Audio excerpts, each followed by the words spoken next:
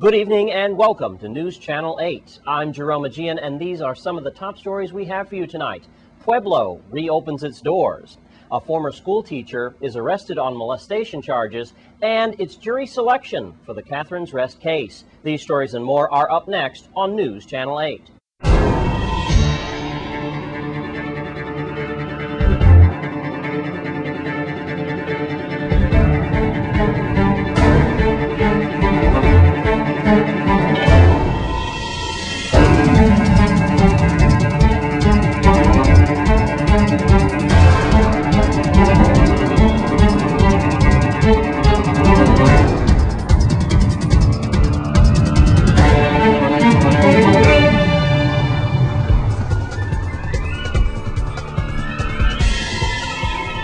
In our top story tonight, after 3 days, Pueblo supermarket in Golden Rock, St. Croix has now been reopened for business.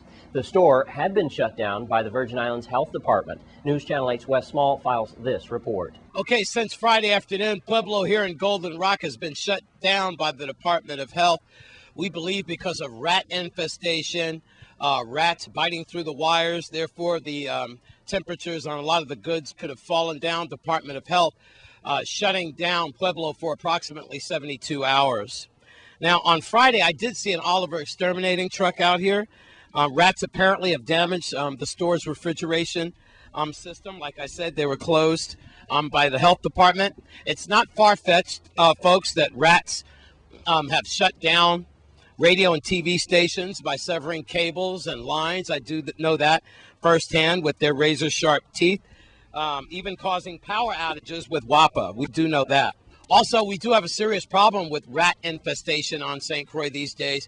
You might remember that Pizza Hut a few months ago was shut down at least for a few hours or a day or so until they can get that problem taken care of. We got some calls from concerned people then.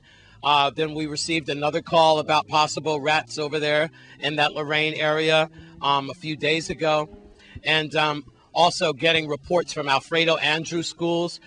You might remember that like a year ago, dead rats were found in the crawling space, making the little ones sick, especially when they had respiratory problems.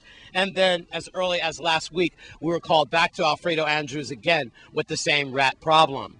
But Pueblo now is no stranger when it comes to problems in general. You might remember that it was their owner, of one of the owners, just a couple of weeks ago that was arrested in St. Thomas as he was leaving the territory, as he was charged with WAPA tampering, turning back his meter.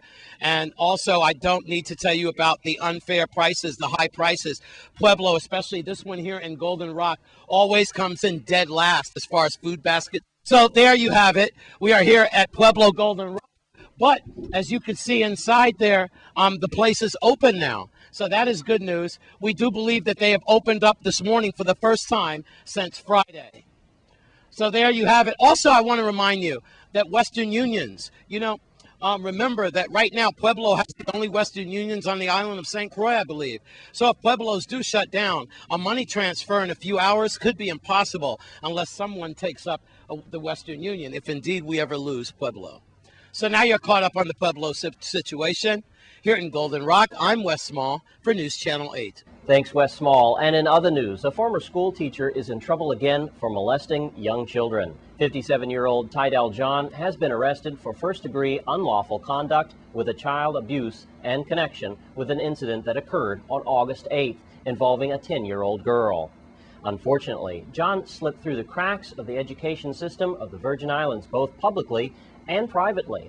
At least 3 girls at the Good Hope School claimed they were molested by Tidal John. Molestation complaints then came in from students at Yulee Rivera School. Then complaints came in from students at Evelyn Williams School as well. John was previously arrested in 2007, then rearrested in 2008. Tidal John has pled not guilty to 20 charges of sexual assault. A judge allowed John to work as a driving instructor while he was awaiting trial. And who was the judge who made that decision? It was our own late Francis DeRamo. And if you have any additional information that needs to get out to the police about Mr. Tidal John, please call Crime Stoppers at 1-800-222-TIPS or call 911.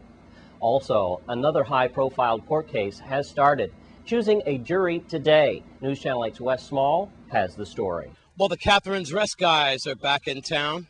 That's right. You might remember that Akimo Thomas, Armand Thomas, his brother, Okimo Milligan, and then we have Andrea Soto, the Catherine's Rest group that was somehow implicated in the assassination and the ambush killing of Shadrach Fred. 8 o'clock in the morning, rush hour Catherine's Rest shootout, as it looked like a scene from Gunsmoke. That's when Akimo Milligan and I believe Anand Thomas and also Shadrach Fred all shot in that ambush, you might remember, in Catherine's Rest. Then subsequently after was the mysterious death of the EMT. You might remember that.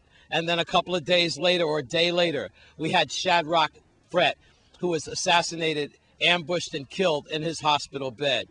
Now, a lot has come out about this case with Catherine's Rest, because it was shortly after the hospital shooting then that these suspects were taken into custody.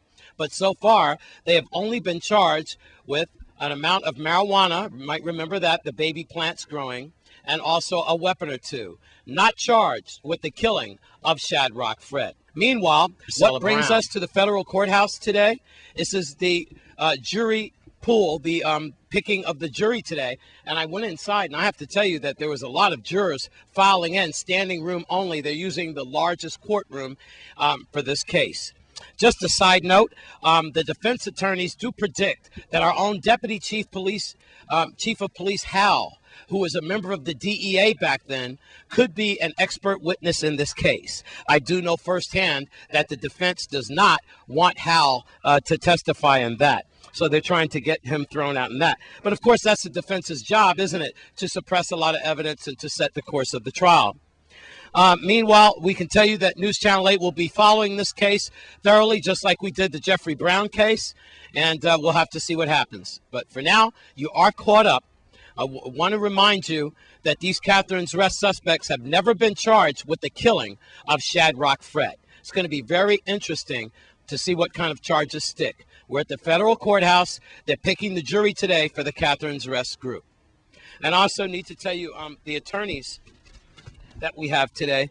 We have Theron McKelvin representing Akimo Thomas, I believe. Amon Thomas being represented by Jeffrey Moorhead. Michael Joseph has Okimo Milligan, and Eric Chancellor has Miss Andrea Soto. Also, we could be looking to see if there's any comparisons between Andrea Soto and we'll have to wait and see. At Federal Courthouse, I'm Wes Small for News Channel 8.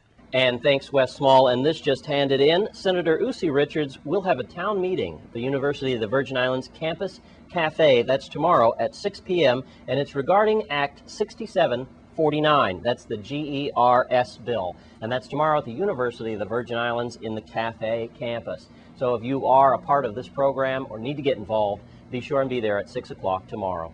And stay with us on Channel 8 News. We have more news for you after the break. Union Elections is up next. Stay with us.